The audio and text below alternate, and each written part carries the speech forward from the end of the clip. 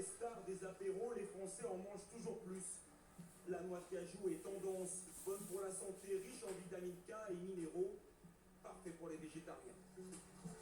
Pourtant, à l'autre bout du monde, cette petite noix est devenue un cauchemar pour des milliers de travailleurs, des femmes exclusivement. Voici leur histoire. L'Inde est le premier producteur mondial de noix de cajou. Tout au sud du pays se trouve le Tamil Nadu, une région où poussent les anacardiers par milliers, l'arbre de la noix de cajou. Suresh et sa famille en cultivent depuis des générations. Regarde s'il y a des fruits de cajou de ce côté. Et vous ne vous attendez probablement pas à cette forme. La noix de cajou, ce n'est pas ce fruit jaune, c'est le petit appendice en dessous.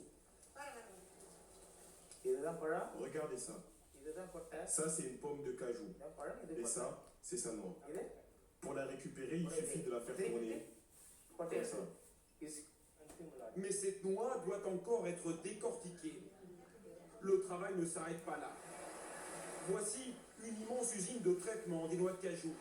Il en existe des dizaines dans la région. Leurs clients ne sont pas en Inde, ils sont européens ou américains. Espagne, Grèce, Allemagne, on en envoie en Angleterre aussi, et bien sûr en France. Somia Nadou est le fils du patron de l'usine. Il supervise 150 femmes qui décortiquent les noix de cajou. Au début, elles se servent d'une machine pour couper la noix en deux. La cadence est impressionnante.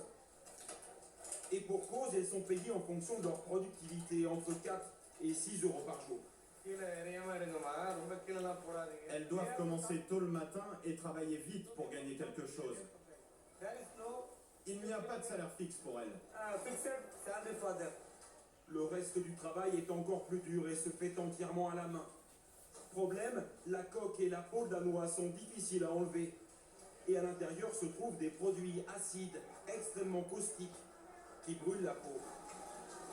Leurs mains sont manifestement très abîmées. Mais à partir d'ici, Soumia nous empêche de finir. Je resterai pas plus longtemps, je dois partir. Allez, on y va. Il nous demande même d'effacer nos images. Il préfère que les conditions de travail de ces ouvriers restent secrètes. Pour comprendre, nous nous rendons dans une coopérative. Ici aussi, des femmes trient à la main des noix de cajou.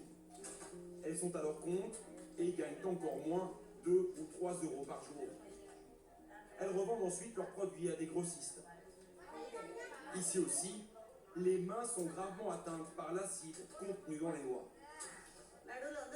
Ce liquide avec lequel nous sommes en contact toute la journée finit par brûler nos doigts et les rendre noirs. Regarde là, une fois une coque est tombée sur ma jambe et ça m'a brûlé immédiatement. Des blessures extrêmement douloureuses, mais impossible pour elles de porter des gants qui les gênent et se déchirent. Et les problèmes ne se limitent pas à la peau. Nos yeux nous brûlent, et la nuit, on se sent très fiévreuse, au point de ne pas dormir. Notre vue ne cesse de baisser également. On n'a pas d'autre choix. C'est le seul travail qu'on peut faire ici. Donc on en est complètement dépendante. Après le traitement, la noix de cajou ne contient plus ces acides dangereux quand elle arrive dans nos supermarchés. Pourtant, les importateurs et la grande distribution en Europe exigent toujours des prix plus bas et des quantités plus importantes pour faire face à l'explosion de la demande.